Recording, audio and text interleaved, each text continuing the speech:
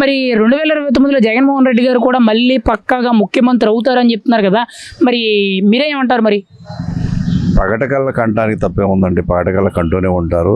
Next CM కూటమి ప్రభుత్వం వస్తుంది, సీఎం చంద్రబాబు గారు ఉంటారు. ఇంకా 15 ఏళ్ళ పాటు ఉండాలని మేము కోరుకుంటున్నాం. ఇదంతా ప్రజల కోరిక. ఎక్కడ చూసినా కూడా కూటమి ప్రభుత్వం బాగా చేస్తుందని ప్రజా మాటగానే ఉంటుంది. అది ఎందుకు జగన్మోహన్ రెడ్డి గారు ముఖ్యమంత్రి కారు అంటున్నారు? ఎందుకు ఆయన ముఖ్యమంత్రి కాకపోవడానికి కారణాలు ఏంటి? జగన్మోహన్ రెడ్డి గారు యువతని రెచ్చగొట్టి పెడదోవ పట్టించే మార్గాలు చేస్తాడు. ఒక రౌడీ షీటర్ హల్చల్ చేశాడంటే వాడు ఇంటికి వెళ్తున్నాడు, అలా వెళ్ళకూడదు. శవరాజకీయాలు చేస్తున్నాడు. ఇంకొకటి ఎక్కడ ఎవడు చనిపోయాడా చూస్తుంటే వాడు ఇంటికి వెళ్తాడు. దానివల్ల ఇతను విధ్వంసం సృష్టించే వ్యక్తిగా ఉన్నాడు తప్పితే ప్రజా సంక్షేమానికి రాష్ట్రాభివృద్ధికి పనికిరాడని గత 5 సంవత్సరాల్లో మనం చూసాం. ఏదో అతను గత 5 ఏళ్ల క్రితం వాళ్ళ తండ్రి మీద అభిమానంతో ఒకసారి చూద్దామనే అవకాశం ఇచ్చారు. ఇతను వేస్ట్ క్యాండిడేట్ అని చెప్పేసి అందరికి అర్థమైపోయింది. అతని గురించి కూడా ప్రజలు పట్టించుకోకపోవచ్చు. ఆయనకు ఉంటే కొంతమంది అభిమానులు ఉండొచ్చు, అది అంతవరకే పరిమితం. ఎక్కడ ఏం చేసినా కూడా జగన్ అనే చిన్న పేరున్నా కూడా అది నేనే మంచి పని చేశాను అని అనుకుంటాడు. ఈ మధ్యకాలంలో క్యాన్సర్ 25 సంవత్సరాల రథోత్సవంలో క్యాన్సర్ బాధితుల్ని అనంతపురం జిల్లాలో అనంతపురం జగను అనే బాలకృష్ణ అభిమాని ఆ అమ్మాయిని తీసుకెళ్ళి బసవతారకులో వైద్యం చేయించి ఆ అమ్మాయి జీవితం పునర్జన్మించినందుకు కారకుడైతే అతని పేరు జగన్ అవ్వడం వల్ల నేనే చేశాను ఈ విషయం అని చెప్పేసి ఆ పేటీఎం క్యాండిడేట్లు జగన్ పేరు కూడా చెప్పుకుంటున్నారు. అది చేసింది అనంతపురం జగన్ బాలకృష్ణ అభిమాన సంఘ అధ్యక్షులు, ఆయన చేశారు. ఇట్లా చిన్న విషయం జరిగినా కూడా వాళ్ళు ప్రచారం చేసుకోవడం తప్పితే ఉపయోగపడరు. అంటే ఇక్కడ మేము సుపరిపాలన చేసాం, సంక్షేమం చేసాం, అభివృద్ధి చేసాం, మేము చేసినట్టు రాష్ట్రంలోనే కాదు దేశంలో ఏ ప్రభుత్వం చేయనంత మంచి పరిపాలన మేము చేసాము, మేము చేసిందని చంద్రబాబు క్రెడిట్ చోరీ చేస్తున్నాడు అని చెప్పి విమర్శిస్తున్నారు కదా, మీరేమంటారు దీనికి? మేము చేసామంటే ప్రజలందరూ చూశారు. ఒక అబద్ధాన్ని 100 సార్లు చెబితే అది నిజం అవ్వదు. అభివృద్ధి అంటే ఎలా ఉంటుందో ఒకసారి అమరావతి చూడండి, ఒకసారి పోలవరం వెళ్ళి చూడండి, ఒకసారి ప్రజా సంక్షేమాలు ఎలా అందుతున్నాయో చూడండి. అది అభివృద్ధి అంటే. అంతేగాని నేను చేశాను అని చెప్పుకోవడానికి కూడా అర్హత ఉండాలి. మరి వైసీపీ 2029లో జగన్మోహన్ రెడ్డి గారే ముఖ్యమంత్రి అవుతారు, ముఖ్యంగా ఆయన్నే ప్రజలు కోరుకుంటున్నారు. చంద్రబాబు 2 ఏళ్ల పరిపాలన చూసిన తర్వాత చంద్రబాబు వద్దు జగనే ముద్దు అనే విధంగా ప్రజలందరూ కూడా ఒక నిర్ణయానికి కూడా వచ్చారని చెప్పి ఇప్పుడు సోషల్ మీడియాలో ప్రచారాలు జరుగుతున్నాయి. మీరేమంటారు? ఒక పబ్లిక్గా సోషల్ మీడియాలో ప్రచారం వాళ్ళ ఫేక్ బ్యాచ్ చేసుకునే ప్రచారమే కానీ ప్రజలు కోరుకోవడం లేదు. జగన్ వస్తే కనీసం ఇప్పుడు కాస్త అన్నం తినేవాళ్ళు కూడా అన్నం తినలేరు. అందుకని చెప్పేసి జగనొద్దు బాబే కావాలి మాకని కోరుకున్నారు. ప్రజల హృదయాల్లో కూటమి ప్రభుత్వం ఉంది, చంద్రబాబు ఉన్నాడు, చంద్రబాబు రావాలనే కోరుకుంటున్నారు. కూటమి ప్రభుత్వం ఇచ్చిన హామీలని తొంగలో దొక్కింది, వెన్నుపోటు పొడిచింది. 2 ఏళ్లలో ప్రభుత్వం శూన్యం, ఇంకో 3 ఏళ్ళు అధికారం మాదే అని అంటున్నారు. అసలు ఏంటి వీళ్ళు 2 ఏళ్ళు అసలు ఏం చేశారు? అసలు ఇచ్చిన హామీలేమి నెరవేర్చలేదని చెప్పి వైసీపీ నాయకులు కానీ అనుచరులు కానీ విమర్శిస్తున్నారు కదా, మరి దానికి మీ సమాధానం ఏంటి? ఇచ్చిన హామీలతో పాటు ఇవ్వని హామీలు కూడా ఆయన చేసిన విషయం ప్రజలందరికీ తెలుసు. ఒక పక్క ప్రజలు సంక్షేమ ఫలాలు అందుకుంటున్నా కూడా, హామీలు నెరవేరుస్తున్నా కూడా నువ్వు చేయలేదు అని చెబుతుంటే ప్రజలు అతన్ని అసహించుకుంటున్నారనే విషయాన్ని వాళ్ళు గ్రహించలేకపోతున్నారు. ఒక పక్క ప్రజలు అన్ని ఫలాలు అందుకుంటున్నారు, అభివృద్ధి జరుగుతుంది, కళ్ళకు కనిపిస్తుంది, రాజధాని కూడా పరుగులు పెడుతుంది, ఆ వదన టవర్లన్నీ ఎప్పటికప్పుడు లెగుస్తున్నాయి పైకి. ఇవన్నీ చూస్తున్నా కూడా వీళ్ళు ఇంకా జరగటం లేదు, అవినీతి జరుగుతుంది అని ఒక నింద వేయటానికి పెనిహాయిస్తే దాన్ని నిరూపించలేకపోతున్నారు. వాళ్ళు అవినీతి జరిగిందనే దాని మీద కనుక బురద చల్లుతున్నారు, ఈ అభివృద్ధి జరిగే ఫలాల మీద బురద చల్లుతున్నారు. వాళ్ళు మేము ఉన్నాము అనే ఉనికి కోసమే ఇలాంటి బురద చల్లే ప్రయత్నాలు చేస్తున్నారు. మీకైతే 2029లో ఫైనల్గా సీఎం ఎవరు? ఓపెన్గా మీ మద్దతు అయితే ఎవరికి ప్రకటిస్తానంటారు? నా మద్దతు చంద్రబాబు నాయుడు గారికి కూటమి ప్రభుత్వాన్ని ప్రకటిస్తాను. ఛాలెంజ్ చేసి చెప్తున్నా, వచ్చే చంద్రబాబే. 2029లో ఎవరు ముఖ్యమంత్రి అవుతారు? వైసీపీ నుంచి జగన్మోహన్ రెడ్డి గారా, కూటమి నుంచి చంద్రబాబు నాయుడు గారా? మీ అభిప్రాయం ఏంటి దీని మీద? కూటమి నుంచి చంద్రబాబు నాయుడు గారు మళ్ళా ముఖ్యమంత్రి అవుతారు ఈసారి. ఎందుకు అంత కాన్ఫిడెంట్గా ఆయన్నే అని చెప్తున్నారు? ఆయన మీద ఏంటి మీకు ఆ నమ్మకం? ప్రధానంగా జగన్మోహన్ రెడ్డి గారి పరిపాలనలో గుంతలమయమైన రోడ్ల వల్ల ఎంతోమంది చనిపోవడం జరిగింది. ఈ రోజున రాష్ట్రంలో అలాంటి పరిస్థితి లేదు. జగన్మోహన్ రెడ్డి గారి పరిపాలనకి చంద్రబాబు గారి పరిపాలనకి చాలా తేడా ఉంది. ఈ రోజున అన్నీ కూడా చూసుకుంటూ ఉంటే ఈ రోజున ఎక్కడ కూడా లా అండ్ ఆర్డర్ విషయంలో కానీ ఏ విషయంలో కూడా ఎక్కడ పొరపాటు లేకుండా, ఏదైనా పొరపాటు జరిగినా కూడా సరిదిద్దుకుంటా ప్రజల్లో వ్యతిరేకత లేకుండా చంద్రబాబు నాయుడు గారు పరిపాలన చేస్తున్నారు. కాబట్టి మళ్ళా కూడా ఆయనే మళ్ళీ ముఖ్యమంత్రి అయ్యే అవకాశం 100% ఉంది. మీరైతే ఈ 2 ఏళ్ల పరిపాలన చూశారు కదా, ఎలా ఉంది? మీరైతే హ్యాపీయేనా?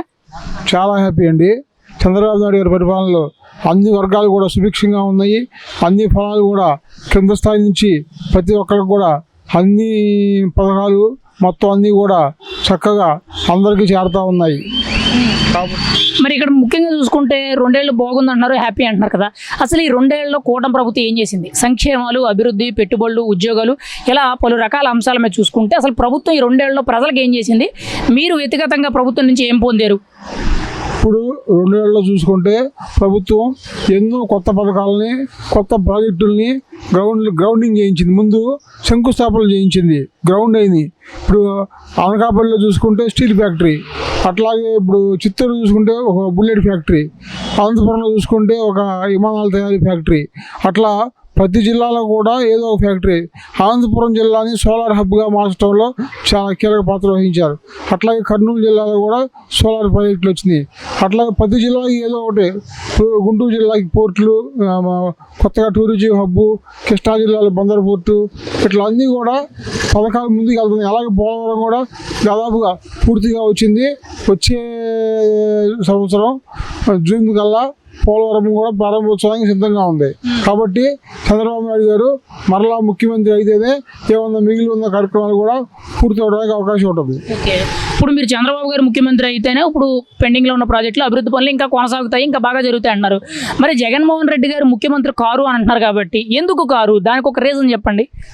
ఎందుకు కారు అంటే చంద్రబాబు నాయుడు గారికి జగన్మోహన్ రెడ్డికి చాలా తేడా ఉందని చెప్తాం కదా. ఏంటంటే ఇవాళ లా అండ్ ఆర్డర్ కానీ రాష్ట్రంలో ఏదైనా సరే ఆడపిల్లలకి ఏమైనా జరిగినా కూడా అది చాలా 24 గంటలు గడవ ముందు అరెస్ట్ చేయడం కానీ వాళ్ళు ఏదో ఒకటి చేయడం కానీ చేస్తూ ఉన్నారు. వాళ్ళకి రక్షణ ఉంది.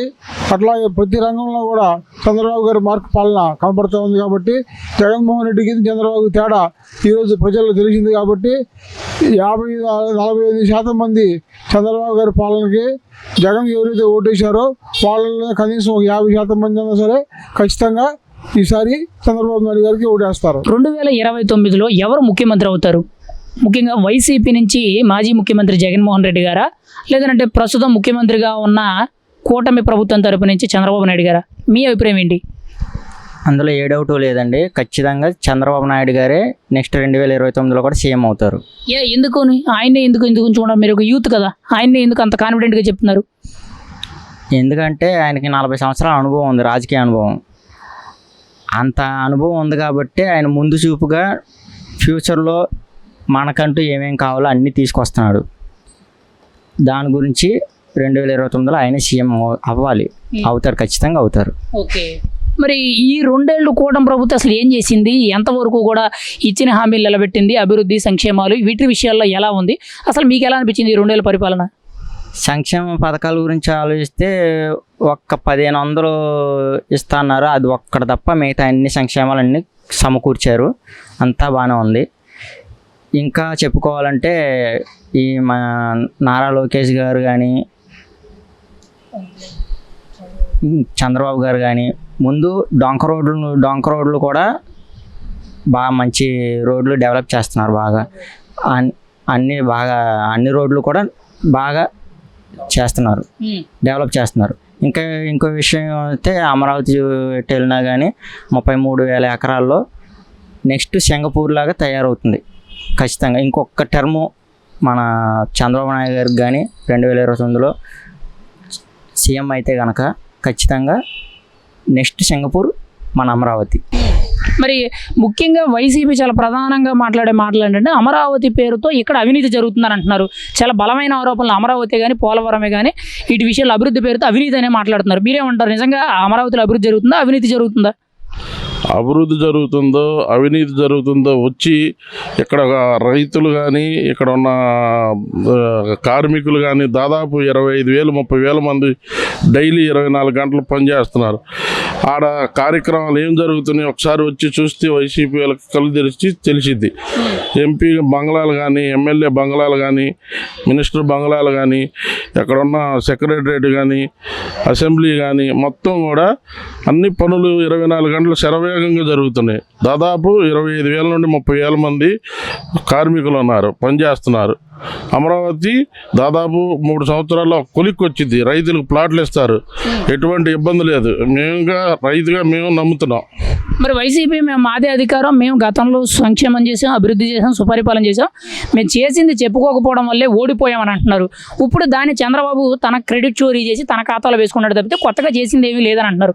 మీరేమంటారు? గత 5 ఏళ్ల పరిపాలన మీకు ఎలా అనిపించింది? మరి వాళ్ళు ఏం చేశారంటే పప్పులు బెల్లాలు అంటారు చూడు, అట్టాగానే పప్పులు బెల్లాలు పెట్టి జేబులో వేసేసుకున్నారు డబ్బులు మొత్తం. అంతకు తప్ప వాళ్ళు చేసింది ఏం లేదు. ప్రజలు తెలివి కల్లోళ్ళు. ఇవాళ 11 సీట్లు ఇచ్చారు, నెక్స్ట్ 1 సీటుకి పడిపోతారని మేము కోరుకుంటున్నాం.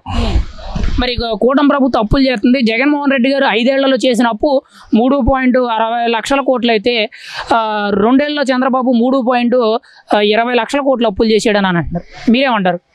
ఇప్పుడు అప్పులు చేస్తుంది దేనికి? ప్రజల కోసం, డెవలప్ కోసం, కంపెనీల కోసం, ఇలాంటి డెవలప్ చేయడం కోసమే అప్పులు చేస్తున్నారు. వాళ్ళు ఏం చేశారు? ఒక 2,000 వేయటం, 10,000 జేబులు వేసుకోవడం చేశారు తప్ప. అందుకే వాళ్ళు డెవలప్ కాగా ఆ రాజధాని అలా మూలన పెట్టారు, పోలవరం అలా పక్కన పెట్టారు, ఏది కూడా ముందుకు రాలేదు.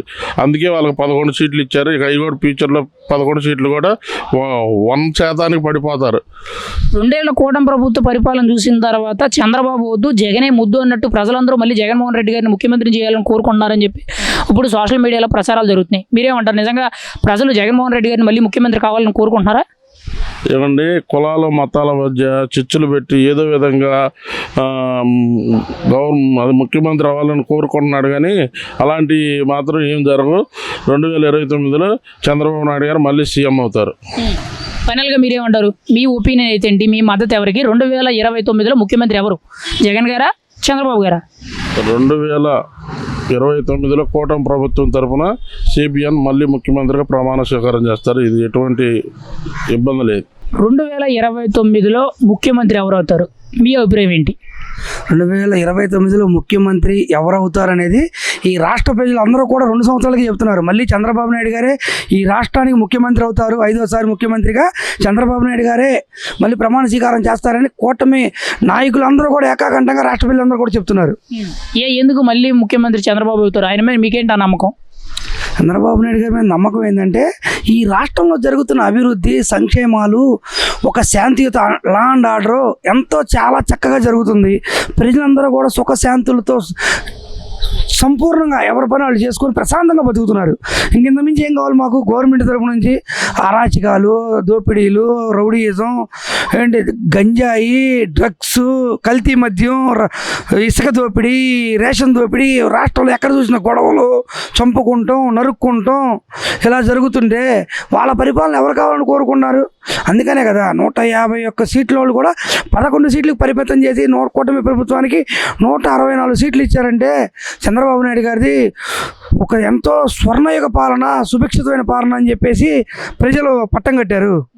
మరి మీరు అంత బాగుందని చెప్తున్నారు కదా, అసలు ఇచ్చిన హామీల్లో ఏం నెరవేర్చారు? 2 ఏళ్లలో సంక్షేమ పథకాలు కానీ, అభివృద్ధి కానీ, పెట్టుబడులు కానీ, ఉద్యోగాలు కానీ, వీటి విషయాల్లో ఇచ్చిన మాట ఎంతవరకు నిలబెట్టుకున్నారు కూటమి ప్రభుత్వం తరఫున చంద్రబాబు నాయుడు గారు? గత ప్రభుత్వంలో ఒక్క ఉద్యోగం అన్నా ఇచ్చాడా? జగన్మోహన్ రెడ్డి గారు ప్రతి సంవత్సరం జనవరి నెలలో జాబ్ క్యాలెండర్ అన్నారు. ఒక్క ఉద్యోగం ఇచ్చారా? చంద్రబాబు నాయుడు గారు కూటమి ప్రభుత్వం రావడంతోనే మెగా డిఎస్సి పెట్టి 16,000 మందికి ఉద్యోగాలు ఇచ్చారు. మొన్న కానిస్టేబుల్ అందరూ 12,000 ఉద్యోగాలు ఇచ్చారు.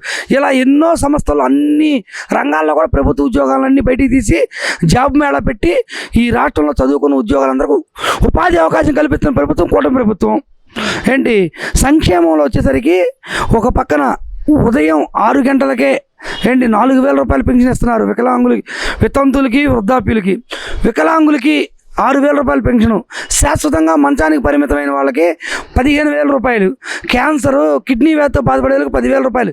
ఈ భారతదేశంలో ఈ స్వాతంత్రం వచ్చిన తర్వాత ఏ రాష్ట్ర ప్రభుత్వం కూడా ఇవ్వనంటే పథకాలు, సంక్షేమం, పింఛన్ ఇస్తుందంటే ఈ యొక్క కూటమి ప్రభుత్వం ఆంధ్రప్రదేశ్ మేము. 2029లో ఎవరు ముఖ్యమంత్రి అవుతారు? వైసీపీ నుంచి జగన్మోహన్ రెడ్డి గారా, కూటమి నుంచి ముఖ్యమంత్రి ప్రస్తుతం ఉన్న చంద్రబాబు నాయుడు గారా? 2029కి ముఖ్యమంత్రి చెప్పాల్సిన పని లేదుగా, మన ముఖ్యమంత్రి గారు అప్పుడే మళ్ళీ అవుతారు, సీఎం గారే అవుతారు. అంటే చంద్రబాబు గారే అవుతారంటారు. చంద్రబాబు నాయుడు గారే సీఎం నెక్స్ట్. ఎందుకని ఆయన్ని అంత పక్కాగా కాన్ఫిడెంట్గా చెప్తున్నావు? ఆల్రెడీ 4 టర్ములు చేశారు కదా. ఆయన 4 టర్ములు చేశారు అంటే రాజకీయ అనుభవం కావాలి ముందు. ఆ రాజకీయ అనుభవం అనేది ఒక సీఎం గారి దగ్గర ఉంది. రేపు జరగబోయేది కూడా ఆయన ముందే గెస్ట్ చేసి దానికి కావాల్సిన సమకూరుతున్నాడు. అదొకటి. ఇప్పుడు ఆయన పెట్టిన సంక్షేమ పథకాల గురించి చూసుకోండి. తల్లికి వందనమే కానీ, పింఛన్ల గురించే కానీ, రోడ్లే కానీ, ఏదైనా సరే బాగుంటుందిగా. ఇంకొక విషయం ఏంటంటే, మనం గత ప్రభుత్వంలో బయటికి వెళ్తే టెన్షన్గా ఉంటుంది, ఏం జరుగుతుందో ఏంటో అనేది. అంటే అన్ని రకాలుగా చూసుకోండి. వేలే వెళ్తున్నాం, గుంతలు ఉన్నాయో, ఎట్లా వస్తాం ఏంటో, అదొకటి. చిన్న గొడవ అవుద్ది, దాని గురించి పెద్ద రాద్ధాంతం చేసి దాన్ని పెద్ద అలవాటు చేస్తారు అవతల అంతమంది గత ప్రభుత్వం వాళ్ళు. అది ఒక రౌడీయిజం లాగా అలా ఉండేది. సో లా అండ్ ఆర్డర్ స్ట్రిక్ట్గా అనేది లేదు అప్పుడు.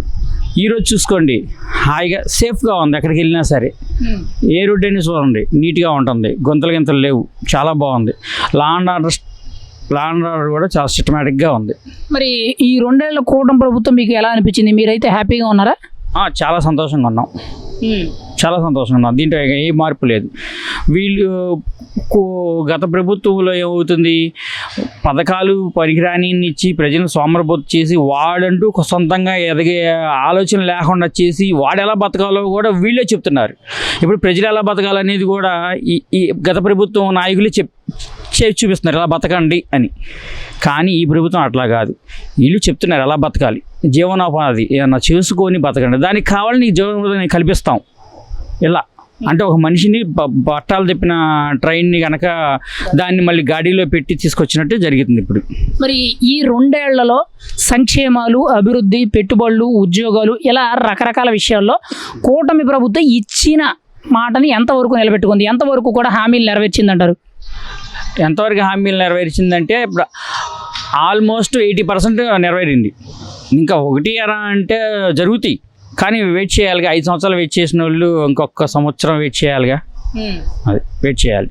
మరి